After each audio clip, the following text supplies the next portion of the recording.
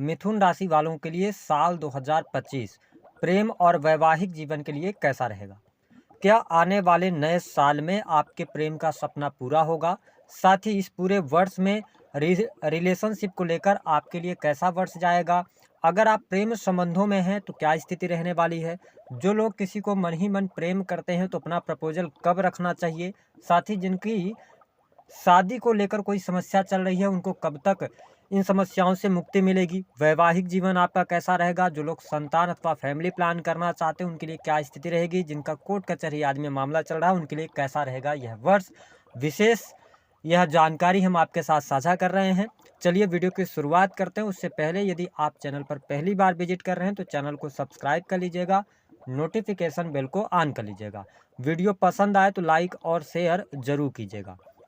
देखिए, जब हम बात करते हैं मिथुन राशि की तो आपके जो राशि के स्वामी बनते हैं वो बुध बनते हैं। और मिथुन राशि वालों को मैंने यह पाया है कि काफ़ी मेहनती होते हैं, हार्ड वर्कर होते हैं। जब ये किसी काम को करने पे आ जाते हैं तो ये बहुत अ, मेहनत से और उस कार्य को जब तक ख़त्म नहीं करते तब तक दम नहीं लेते हैं। हालांकि मैंने इनकी वाणी बहुत अच्छी देखी है, इनकी जो बात करने की कला है इनके अंदर वो बहुत अच्छी पाई जाती है। लेकिन जब हम प्रेम संबंधों की बात करते हैं तो आपके पंचम भाव के स्वामी जो बनते हैं शुक्र बनते हैं। तो मैंने जो अनुभव में पाया है कि मिथुन राशि वाले ऐसे किसी व्यक्ति से प्रेम करते हैं जो दिखने में सुंदर और आकर्षक हो, क्योंकि इन्हें सुंदरता वाली चीज़ें अट्रैक्ट करती हैं अपनी तरफ। लेकिन मिथुन राशि वालों के एक से अधिक प्रेम संबंध हो सकते हैं। कई बार इनको जीवन में 2-3 बार प्रेम देखने को मिल जाता है। साथ ही इनका जो पार्टनर होता है वह इनको चीट अवश्य करता है, या कोई भी कारण हो जिनसे मिथुन लग्न अथवा मिथुन राशि होती है, ये लोग अगर किसी से प्रेम सच्चे दिल से प्रेम करते हैं, जिनका प्रेमी अथवा प्रेमिका इनको मिल नहीं पाता, वो कोई भी कारण बन जाता है। ऐसा अक्सर देखने को मिला है। लेकिन हाँ, दाम्पत्य जीवन की जब हम बात करते हैं तो ये वैवाहिक जीवन इनका कुल मिलाकर ठीक रहता है। लेकिन इनका जो जीवन साथी होता है स्पिरिचुअल रहे और है ना, धार्मिकता के साथ में जुड़ा रहे, तो इनके दाम्पत्य जीवन में कोई बहुत बड़ी विशेष निगेटिविटी देखने को नहीं मिलती। लेकिन जब हम बात करते हैं वर्ष 2025 की, तो देखिए साल 2025 में जो बड़े ग्रहों की स्थिति है, जो आपके सप्तमेश बनते हैं देवगुरु बृहस्पति, वह राशि से 12वें भाव में मई 2025 तक गोचर करेंगे। शनि की स्थिति आपके नवम भाव में रहेगी। 29 मार्च को शनि ट्रांजिट करेंगे और आपके दसम स्थान में पहुंच जाएंगे। वही यदि देखा जाए राहु की, तो राहु का ट्रांजिट 18 मई को होगा। वही केतु और राहु एक साथ जब राशि परिवर्तन करेंगे तो केतु आपके 3rd हाउस में आएंगे, राहु आपके 9th हाउस में आ जाएंगे। मंगल की स्थिति आपके द्वितीय स्थान में रहेगी, वाणी स्थान में रहेगी 21 जनवरी तक। उसके बाद वक्री होकर ये मिथुन राशि में आएंगे और 2 अप्रैल तक आपके लगन से ही इनका गोचर होगा आपकी राशि से। तो चलिए सबसे पहले जानते हैं कि प्रेम संबंधों के लिए समय कैसा रहेगा। देखिए मिथुन राशि वालों, अगर आप रिलेशनशिप में हैं तो प्रेम संबंध के मामले के लिहाज से साल की शुरुआत उतार चढ़ाव वाली रहेगी, विशेष तौर पर 21 जनवरी 2025 तक। क्योंकि मंगल आपके द्वितीय स्थान पर रहेंगे तो आपकी वाणी की वजह से वाद विवाद लड़ाई झगड़े हो सकते हैं, ऐसी स्थिति देखने को मिलेगी। साथ ही पार्टनर को लेकर बहुत ज़्यादा आप एनर्जी लगाने वाले हैं 21 जनवरी 2025 तक। वहाँ पे डोमिनेटिंग नेचर भी आपका देखने को मिल सकता है और बहुत ज़्यादा प्रोटेक्टिव भी आप रहेंगे। आपके मन में बहुत सारे डाउट्स और शंकाएं चलती रहेंगी। लेकिन 21 जनवरी के बाद जब मंगल आपके लगन में आते हैं, ठीक है, तो आपके लिए परिस्थितियां बेहतर होती हुई नजर आएंगी और 2 अप्रैल 2025 तक आपका जो प्रेम जीवन है वह अच्छा रहने वाला है। कोई बहुत ज़्यादा निगेटिविटी देखने को नहीं मिलेगी। हाँ, रिलेशन में आपके अन्य ग्रहों के गोचर के कारण अप एंड डाउन्स आते रहेंगे, लेकिन ब्रेकअप वगैरह हो जाए ऐसी संभावनाएं दिखाई नहीं देती। इस वर्ष में मध्य यानी कि जैसे देवगुरु बृहस्पति आपके लगन में आएंगे, यानी कि आपके प्रथम भाव से गोचर करेंगे, तो ये पंचम दृष्टि आपके पंचम भाव पर डालेंगे। तो आपके लिए मई 2025 के बाद का टाइम प्रेम संबंधों के लिए बहुत बढ़िया रहेगा। पार्टनर के साथ में क्वालिटी टाइम स्पेंड करेंगे, नए प्रेम संबंध आपके स्थापित होंगे। साथ ही जो जातक अथवा जातिका रिलेशनशिप में है तो 15 मई के बाद आप डिसीजन ले सकते हैं, यानी कि प्रेम संबंध को प्रेम विवाह में ले जाने के लिए आप कोशिश करेंगे, यानी कि आपका शादी विवाह तय होगा अथवा विवाह की तरफ आप जाएंगे। तो आपके लिए 15 मई से लेकर और 18 अक्टूबर 2025 तक का जो टाइम फ्रेम रहेगा वो बेहद ही शानदार रहेगा प्रेम संबंध के मामलों के लिहाज से। हालांकि 18 अक्टूबर के बाद का भी टाइम आपके लिए अच्छा रहेगा, लेकिन थोड़ा सा आपको ये ध्यान रखने की आवश्यकता होगी, विशेष तौर पर अगस्त 2025 में यहाँ पर ब्रेकअप ना हो जाए, इस बात का ध्यान रखें एग्रेशन की वजह से। बाकी यह पूरा वर्ष मिड के बाद बहुत अच्छा रहेगा आपके प्रेम संबंधों के लिहाज से। वही हम बात करते हैं जो लोग अपने मन की बात किसी को कहना चाहते हैं, है ना, बताना चाहते हैं, तो आपके लिए अच्छी बात यह रहेगी कि आप अगर फरवरी 2025 के बाद, यानी 15 फरवरी के बाद अगर आप अपने प्रेम का जो है इजहार करते हैं सामने वाले से, तो उसमें आपको सफलता प्राप्त होने की स्थिति दिखाई देती है, चीज़ें आपके लिए बेहतर रहेंगी, है ना। मार्च में भी नए प्रेम संबंध आपके स्थापित हो सकते हैं, ठीक है, तो ये स्थिति आपके लिए बढ़िया रहेगी। वही अगर हम बात करते हैं कि जिन लोगों का ब्रेकअप हो गया है वह पुनः अपने पार्टनर को प्राप्त करना चाहते हैं, एक्स की वापसी के बारे में सोच रहे हैं, तो आपके लिए अभी वेट करना पड़ेगा, अभी समय आपके लिए अनुकूल नहीं है। 15 मई को जब जुपिटर का ट्रांजिट होगा, जब आपके पंचम हाउस को देखेंगे, तो फिर आप प्रयास करेंगे तो आपके एक्स की वापसी का भी चांसेस आपको बन सकता है। बात कर लेते हैं दाम्पत्य जीवन की स्थिति कैसी रहेगी। देखिए, आपके सप्तम स्थान के जो स्वामी बनते हैं वो बनते हैं देवगुरु बृहस्पति, और बृहस्पति का गोचर राशि से 12वें भाव में चल रहा है। तो इंपॉर्टेंट बात यह है कि जो लोग मैरिटल लाइफ के अंदर हैं, मिथुन लग्न अथवा मिथुन राशि आपकी, तो यहाँ पर गोचर के आधार पर जब 12वें भाव में जुपिटर ट्रांजिट करता है, तो कहीं ना कहीं से मैरिटल लाइफ में थोड़ी बहुत प्रॉब्लम लेकर आता है, सेपरेशन जैसी स्थितियों को बना देते हैं, अथवा मैरिटल लाइफ में किसी न किसी चीज़ को लेकर वाद विवाद होता रहेगा, सेपरेशन की स्थिति भी बन रही है।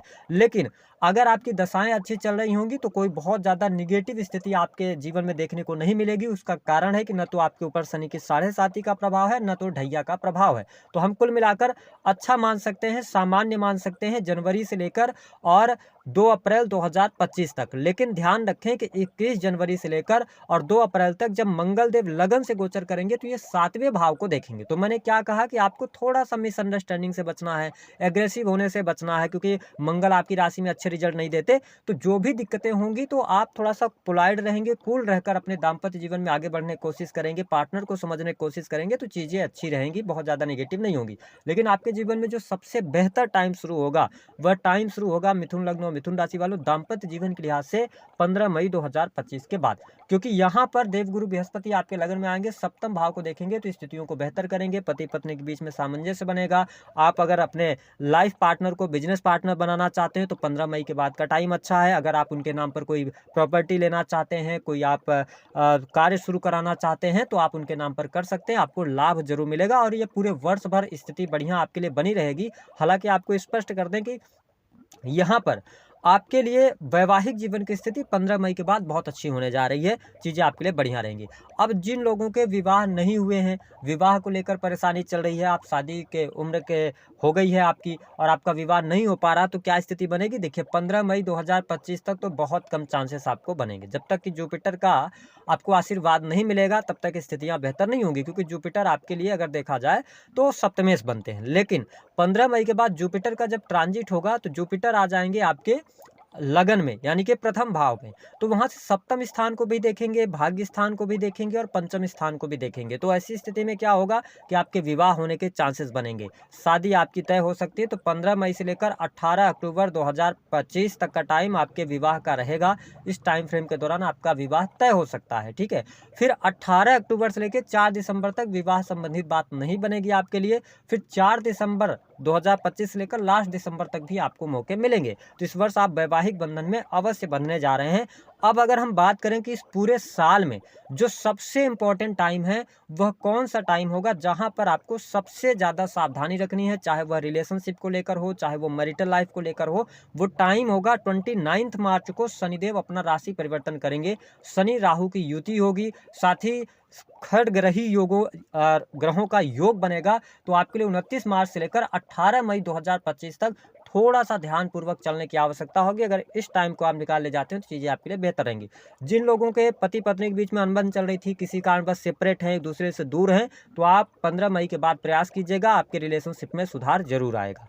इसके अतिरिक्त जो लोग फैमिली अथवा संतान प्लान करना चाहते हैं उनके लिए यह वर्ष कैसा रहेगा, तो देखिए संतान अथवा फैमिली प्लान करने के लिए आपको 15 मई के बाद का टाइम बहुत अच्छा है। संतान का सुख भी मिलेगा, संतान की प्रगति भी होगी, संतान की पढ़ाई लिखाई भी अच्छी रहने वाली है, तो ये चीज़ें आपके लिए बहुत ही बेहतर रहेंगी। अब हम बात कर लेते हैं उन 3 महत्वपूर्ण उपायों के विषय में, मिथुन लग्न और मिथुन राशि वालों। सबसे पहली बात तो आपको ये समझना है, वैसे भी आप बुद्धिमान होते हैं, आप कि जो राशि स्वामी बनते हैं वो बुध बनते हैं, ठीक है? तो ऐसी स्थिति में ये समझिए पहले कि अगर आप बहुत ज़्यादा किसी व्यक्ति को लेकर डिप्रेस हो रहे हैं, आप अपने एक्स की वापसी का इंतज़ार कर रहे हो, व्यक्ति आपको छोड़कर चला गया है और अभी भी आप उसका इंतज़ार करें, तो मेरी बात को ये समझ लें कि अगर जो प्रकृति के द्वारा जो व्यक्ति हमारे लिए अच्छा नहीं होगा, वो प्रकृति हमसे छीन ही लेगी। तो पहली बात तो ये है कि जो व्यक्ति आपको छोड़कर चला गया तो उसकी चिंता करना छोड़ दीजिए। उसका रीज़न ये है कि अगर आपके जीवन में उस व्यक्ति के रहने से कुछ अच्छा होता, तो प्रकृति उस व्यक्ति को आपके साथ में रहने देती, ठीक है? तो आप अगर वो व्यक्ति चला गया है तो आप उसकी चिंता को ज़रूर छोड़ें, क्योंकि वो व्यक्ति आगे चल के आपके लिए अच्छा नहीं था, इसलिए प्रकृति ने आपसे दूर कर दिया है।